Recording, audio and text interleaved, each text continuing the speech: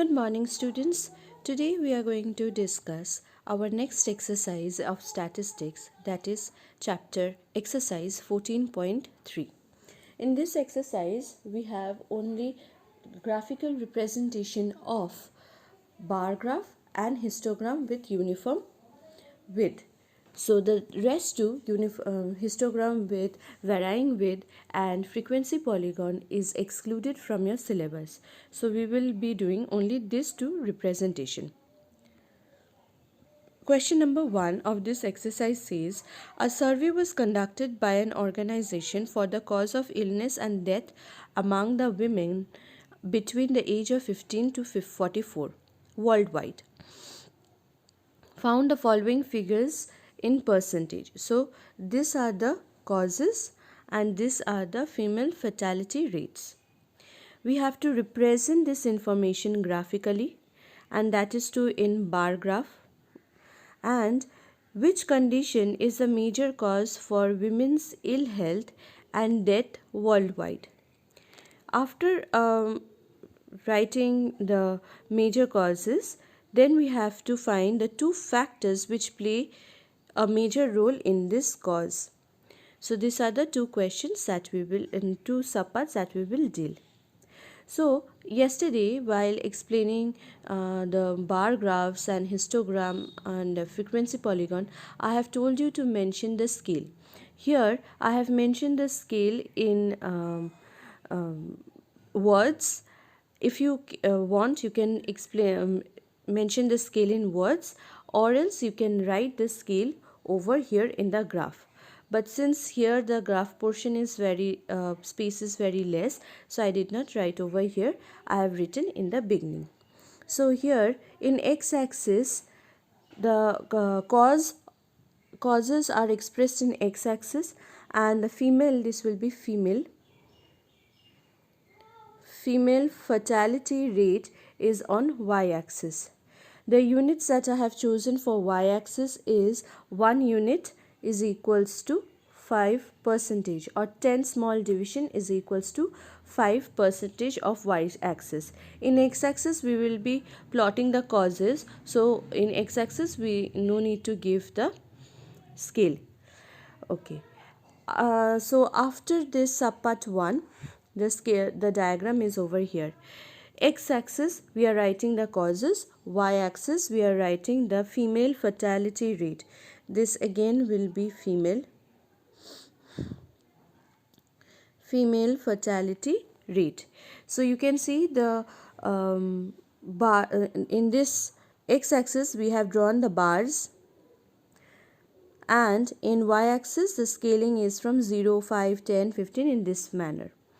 So the first one that we had was of 31.8. Reproductive health condition is 31.8.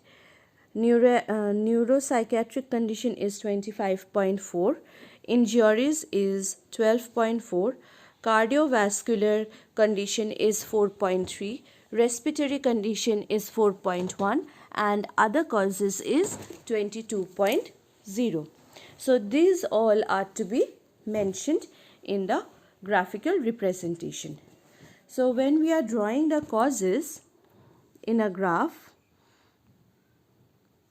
whenever we are drawing the causes in the graph, you can see I have done bars in the x-axis. This bars represents the different causes that is been drawn. So the first is reproductive health condition. The female fatality rate is 31.8. So on top of it, if you want, you can write 31.8. It should match with your divisions that you have done in the graph. Then neuropsychiatric condition is 25.4. The next one is injuries, that is 12.4.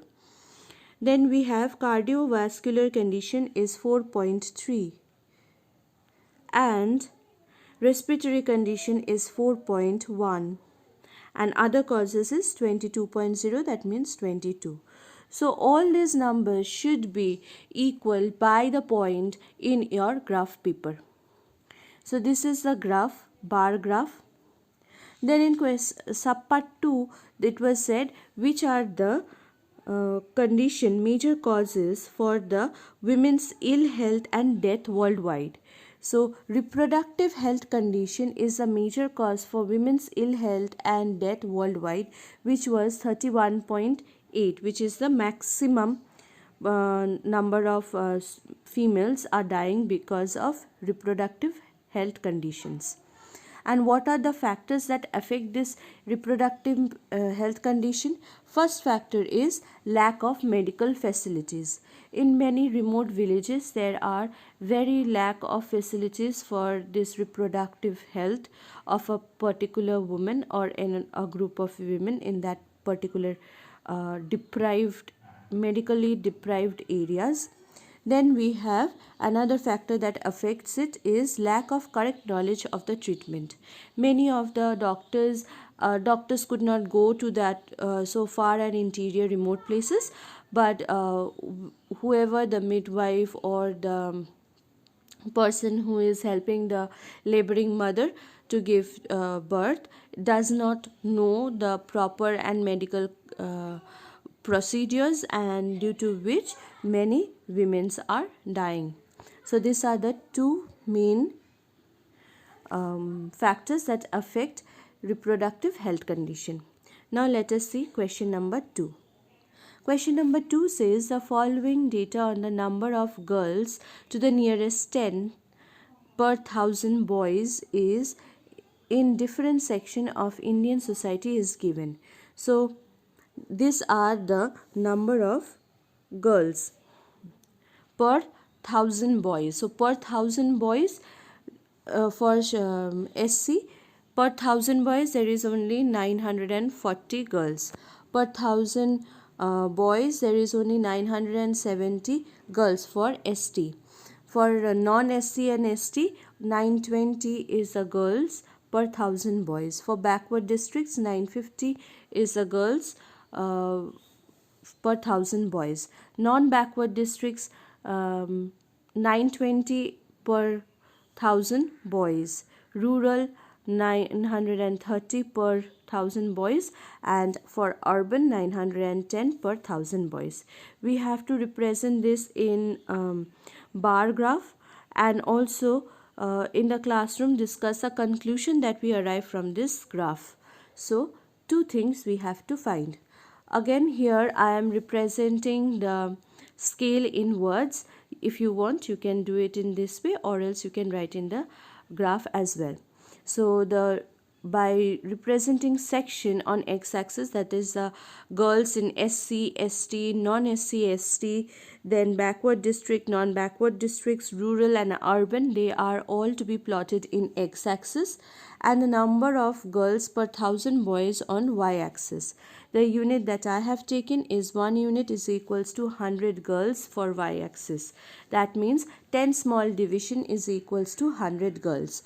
So 10 small division is equals to 100 girls. This is also a unit that you can take. 1 unit means 1 box. In 1 box we have 10 small divisions. So the graph now. So you can see in y-axis the number of girls per thousand boys. So first is 0, then 100, then 10. Since this is a uniform division, there will be no kink. Again 400, 500, like this we have plotted till 1000. Then in x-axis we have SC, ST, non-SC, ST, backward districts, non-backward districts, rural and urban. Then we have made equal bars in this x-axis. So first one is SC is 940. So this bar should go till 940. Then 970 is ST. Then non-SC, ST is 920. So this one we have 920. Backward classes we have 950. So this is 950. Non-backward classes we have 920. Then rural we have 930, and urban we have 910. So these are the bars till which you will draw. So you can do it like in this way. And the bars are all of equal length. So when you make, sorry, equal in width, that means this distance are all equal. So make sure that all the bars are equal and there should be spacing between each of the bars. Then in question number 2, subpart 2, it was asked in classroom, discuss what conclusion can you arrive from the graph. So what conclusion did we arrive? The number of girls in our society is much less than number of boys, because per thousand girls we are per thousand boys we have 940, 970, 920, all in 900s. So it can be observed that the maximum number of girls per thousand boys is 970, which is in ST, and the minimum number of girls per thousand boys is 910, which is in urban. Also, the number of girls per thousand boys is greater in rural than in urban. So, in rural areas, the girls are more than the number of boys. Backward districts and that in non-backward districts. So, in backward districts, we have 950 as number of girls, but non-backward districts we have 920 as number of girls.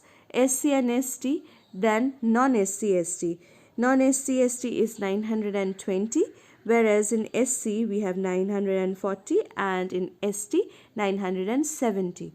So within the divisions of SC ST and non-SC ST, backward and non-backward, urban and rural, there is a difference amongst the number of girls, and the wider class, that is among boys and girls, per thousand boys the number of girls is much less. So these are the two observations that we found in answer number 2. Now let us see sum number 3. Sum number 3 is saying, given below are the seats won by different political parties in polling outcomes of a state assembly election. So the political parties are A, B, C, D, E and F, and the seats won are respectively given. Bar graph are to be represented in a polling result. Which political party won the maximum number of seats? These two questions answer we have to find. So first we will write the scale in the first part, since we are representing it in bar graph. So the scale is in y-axis we are taking the scale. So 1 unit is equals to 10 seats for y-axis, and in x-axis we are plotting the parties. So you can see in x-axis we have plotted the party A, B, C, D, E and F, and the divisions is 10 small division is equals to 10 seats.